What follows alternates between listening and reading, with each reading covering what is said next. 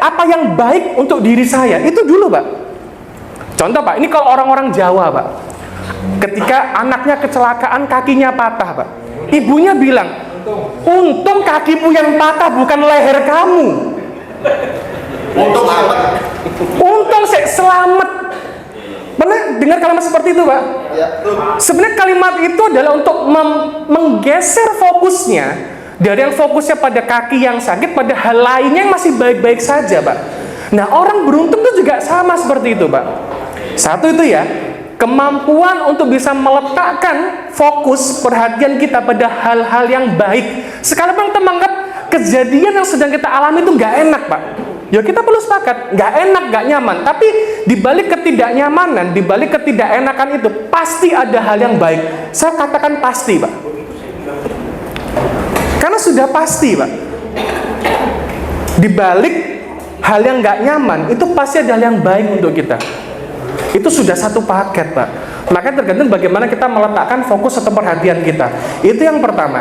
Terus yang kedua, orang-orang yang hoki Pak, melihat segala sesuatu hal itu ada potensi baiknya. Ada potensi baik. Potensi baik berarti sudah terjadi belum? Belum Pak.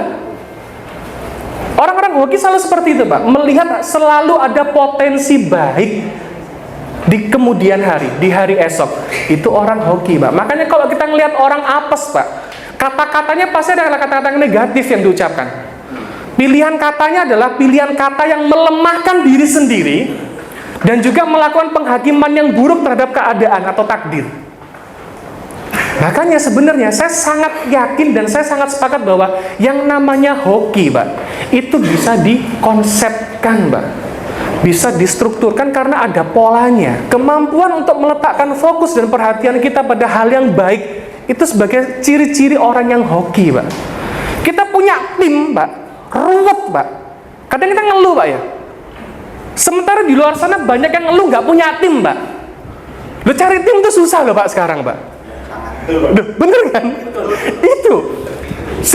Ada lagi orang yang mengeluh dengan pekerjaannya, ya Allah, target nggak nyampe, target nggak tercapai. Ini gimana? Sementara kita mengeluh targetnya nggak tercapai, banyak orang di luar sana tuh bingung mengeluhkan dia nggak punya pekerjaan Pak.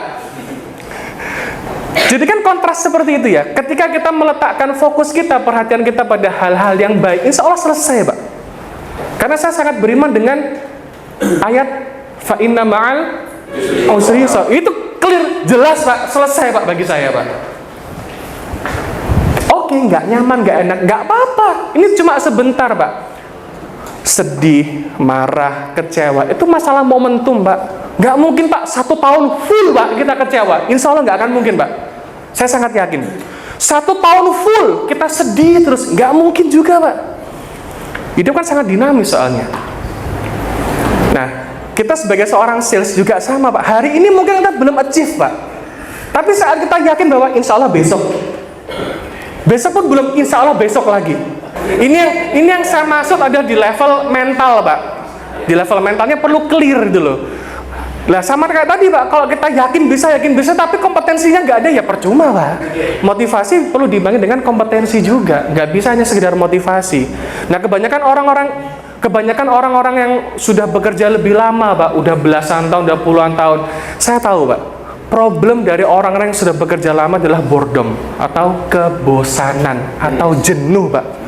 Orang yang jenuh itu nggak butuh skill Pak, nggak butuh Pak. Betul, salah satunya piknik. Orang yang jenuh butuh motivasi Pak.